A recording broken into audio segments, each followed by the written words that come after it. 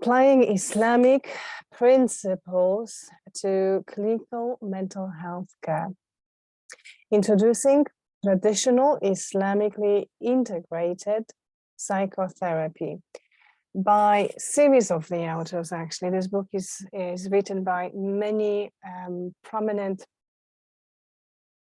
thinkers and practitioners nowadays in Islamic psychology, but it had been edited by Kheshavarzi, Han, Ali, and Awad.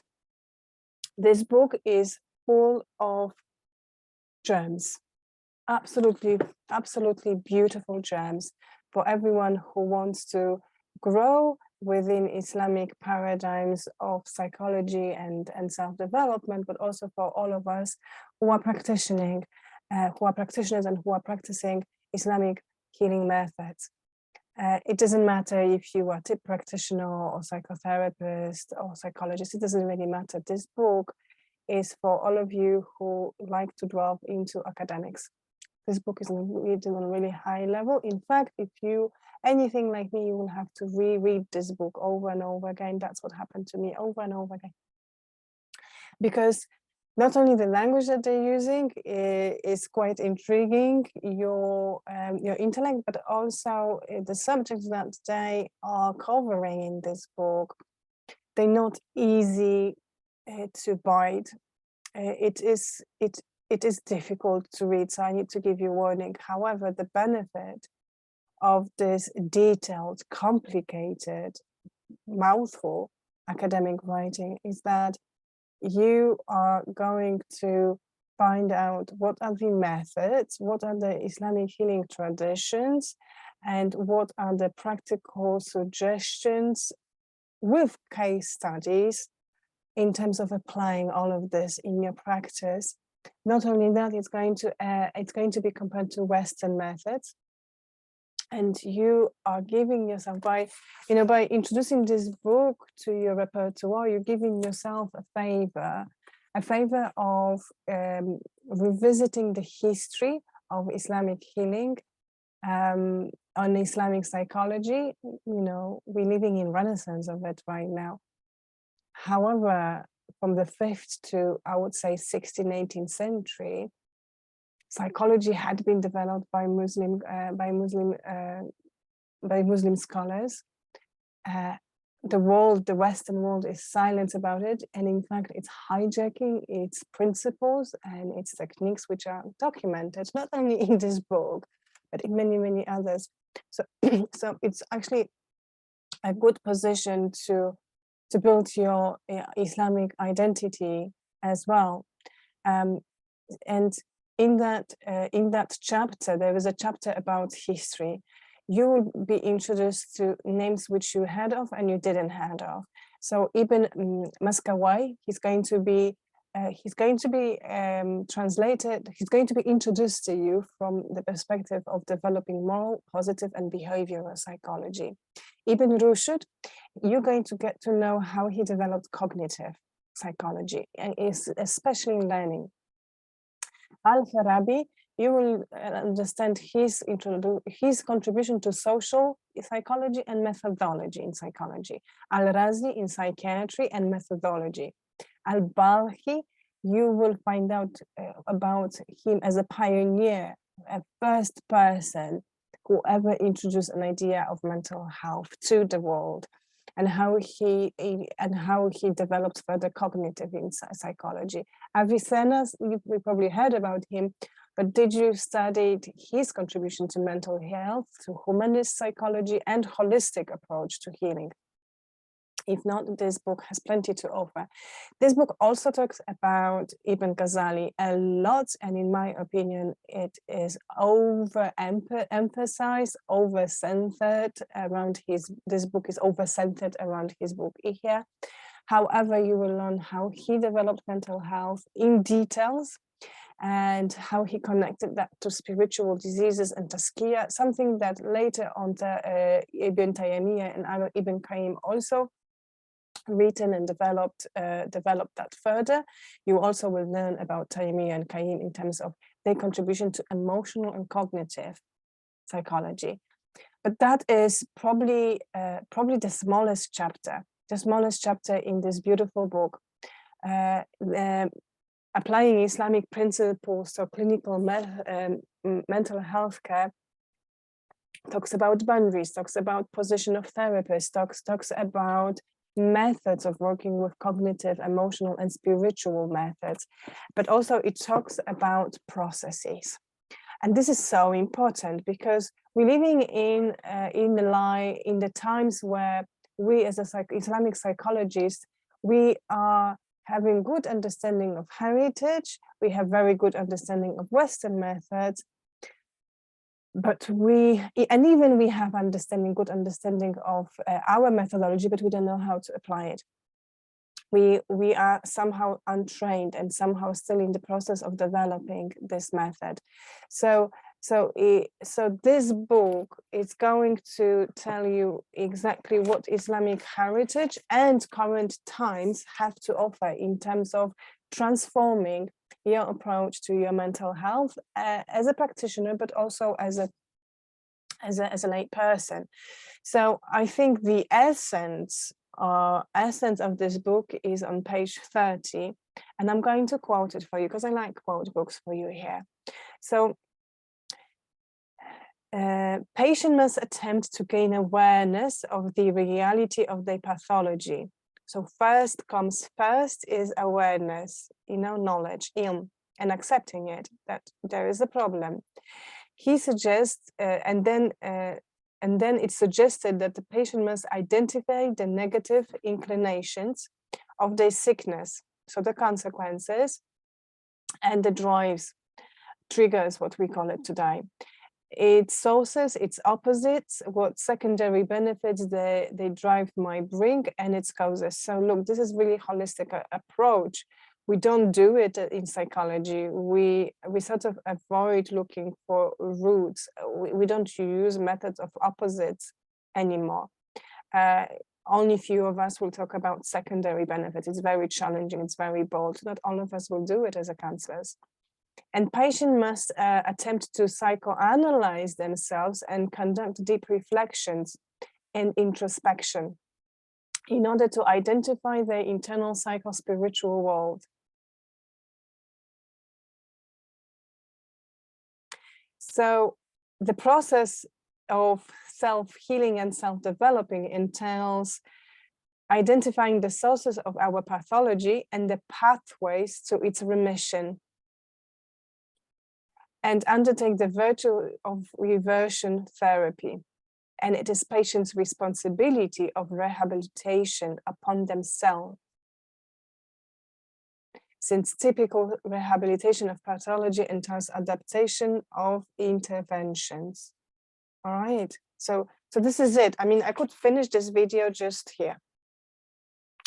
However, there is plenty other suggestions to work with in structured way, and especially if you are beginner practitioner, you want to see the structure, you want to understand how to work, you want to taste your waters, but you also want to rely on something which is attested, with something that is already working out there.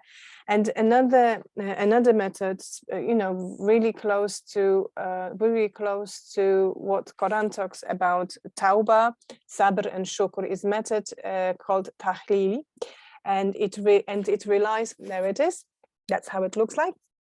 And that method relies on repentance, patience, gratitude, hope, fear, but fear for the sake of Allah, intimacy, positive thinking, husn al-zan, detaching from the world, zuhud, depending on God, tawakkul, accepting fate, so rida bil qadr, love, muhabah, and sincere intentions. So we're going back to niyyah. So I invite you to this book. This is page 252, which will explain you in details, and even by case studies will present to you how to work with this. However, this book also suggests other methods. So on page 118, you and me, you're going to learn that there is, there you go. There is a method which relies on working with your qalb, your akal, ruh, ihsas, which are emotions, and nerves. And this leads me to the heart of this book. The heart of this book, I have transformed the way I think about Islamic psychology thanks to this ingredient in this book. And I'm sure it's going to broaden your horizons as well once you put your hands on it. The reason why I'm saying is because in this book gives itself an effort, and I mean probably half of this book gives itself an effort to explain how to work with akal, with cognition, how to work with ruh, with your spirit, nafs, which is responsible for behavioral responses. Ihsas talks about emotions, and it also refers to qalb and social influences, including family. So this book goes into great details how to work with them.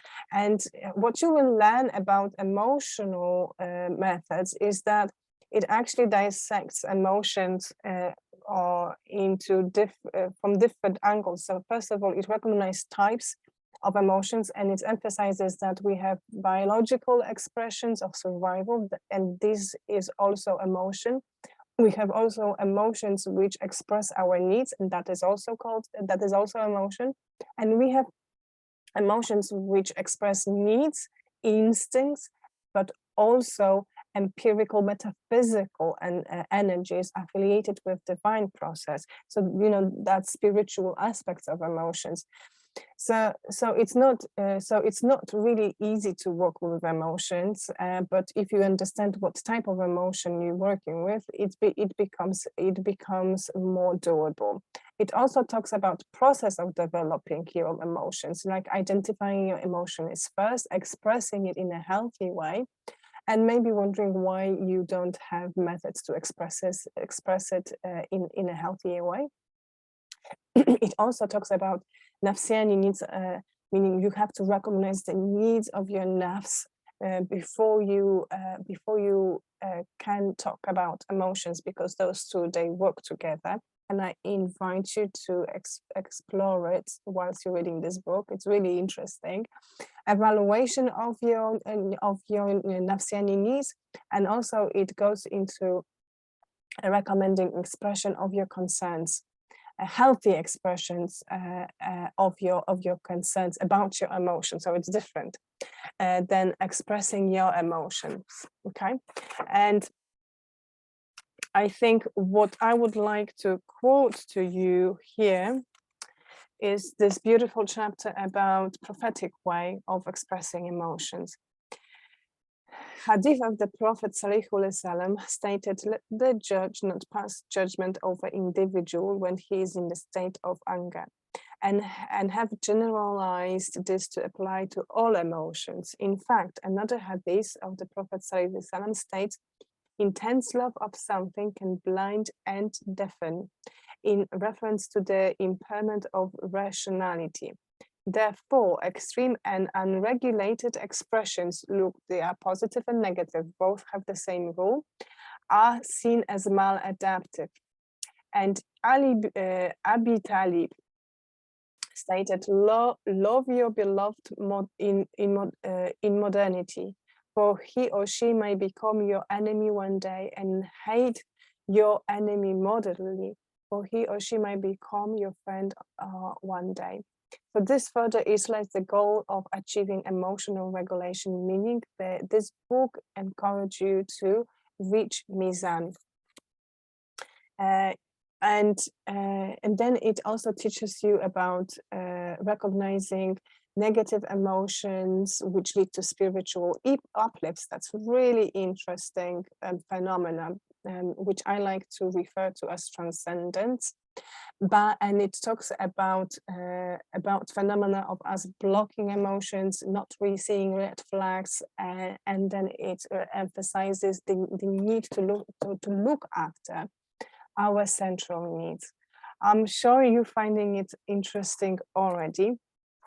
Now, I want to tell you how brilliant this book is for those of you who are visual.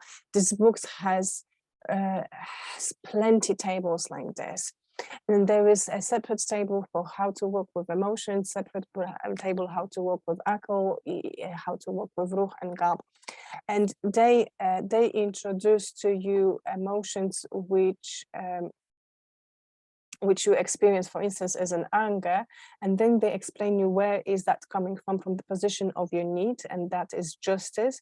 And then it tells you about adaptive reactions of this emotion, like assertive expression, it's okay to be assertive, and about maladaptive reaction, meaning aggressive drives. And then I regret I don't have enough time, but that just goes to show you that you can transcend those emotions, you can work with those emotions and help yourself, train yourself to express them in a healthy way. It is really interesting also, I mean, brilliant, page 189, to understand how to work with your nerves and emotions at the same time. So I'm going to quote another page for you. The therapist then work with the patient to evaluate their needs in the context of their origin. So you have to understand as a practitioner, where are they coming from? Are they coming from your ruh, nafs, or akal?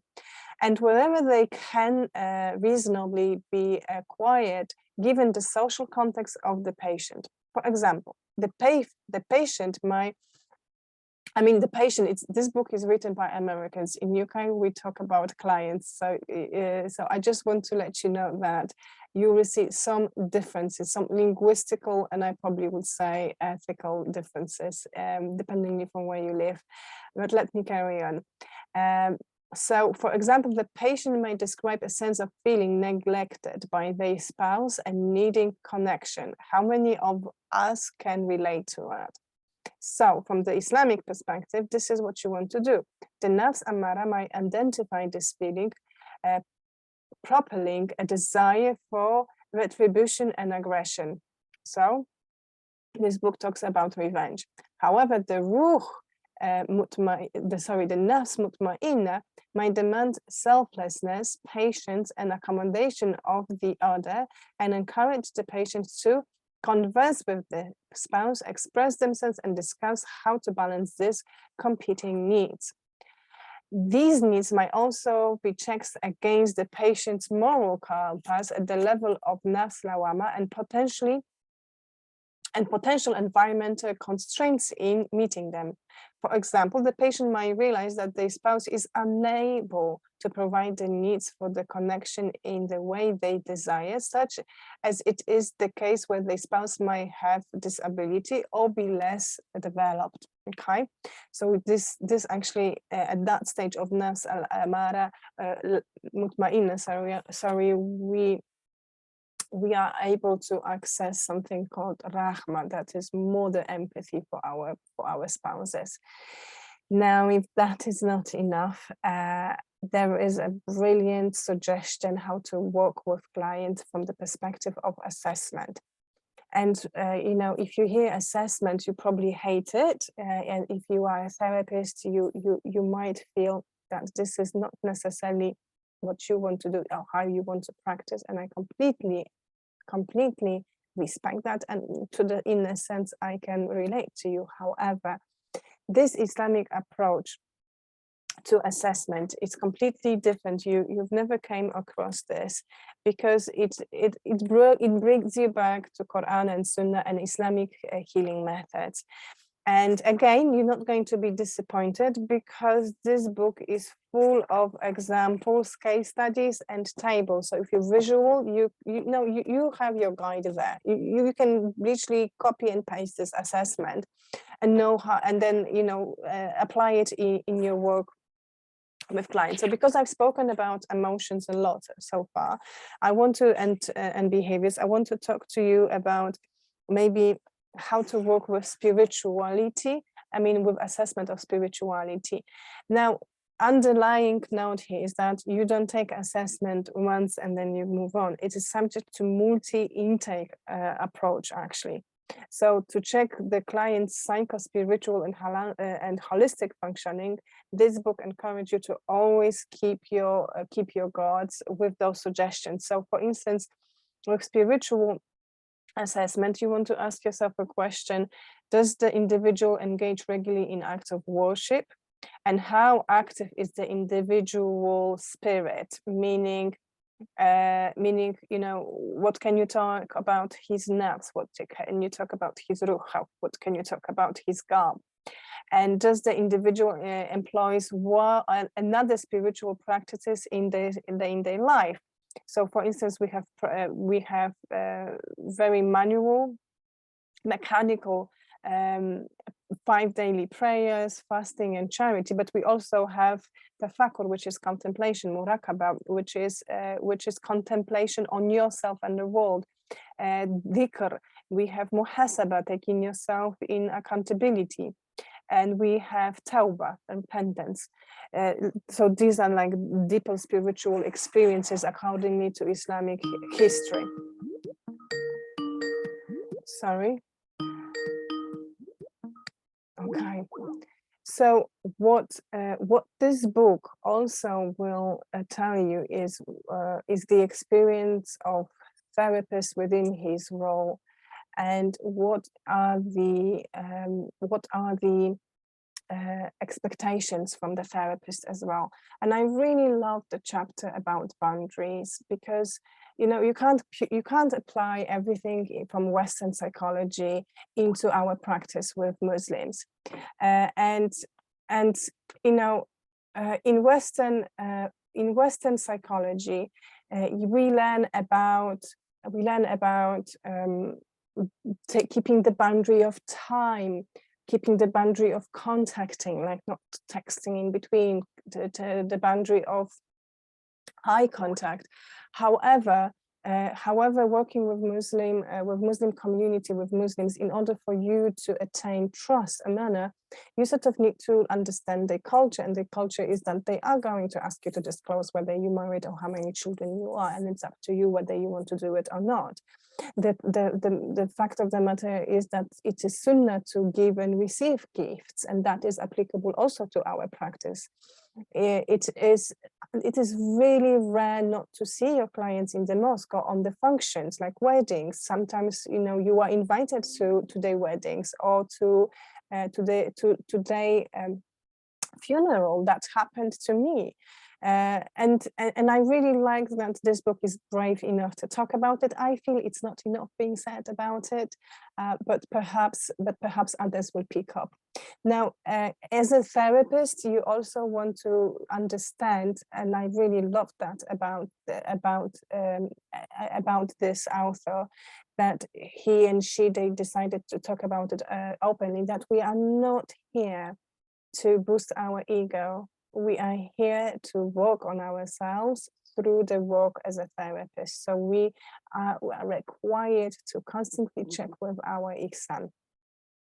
And we are required to constantly work on ourselves. We will also learn from this beautiful book about dreams, which believe or not are written. We have such a big history in Islamic healing about dreams, and they called Tabir al-Ruya, and it's a small digression about dreams here. It's a full chapter, but I felt hungry for more. So, and it's not really practical, but I think the germ that I've learned from this book is that it is in our tradition to ask our patients to keep dream diaries, but also the phenomena of visitation in your dream or incubation dream is very frequent, and I definitely used it in my practice. Meaning, if you lose someone, if you're experiencing some sort of loss, you can expect those people to come to your life, to your dream with the message. And you know, you have to read this book to understand how to work with this, inshallah. Another weak chapter in this book is a method of working with spirituality. The reason why I say it's weak, because it only mentions Nia, Dua, and Tauba, and there's so much more to talk about spirituality. However, It is 200 pages of gems, absolute gems, and it's impossible to talk about Islamic psychology within 200 pages. You have to experience it, you have to study it, and you have to keep on writing about it. But as I said, this book completely transformed the way I think about Islamic psychology and practice. In fact, I used this book a lot in my research, and it helped me to understand that Islamic multiplier intelligence actually do exist. It's a real phenomena, and the proofs here, proofs in terms of research and proofs in terms of loud thinking of the authors helped me to put it down in my research and in my practice as a practitioner. So I hope this is useful. I hope it is helpful. Don't forget to sign to my channel, YouTube channel called AJS Therapy, for more videos like this, and chat with me. Let me see how else I can help you. That's it for now. Assalamu alaikum wa rahmatullahi wa barakatuh.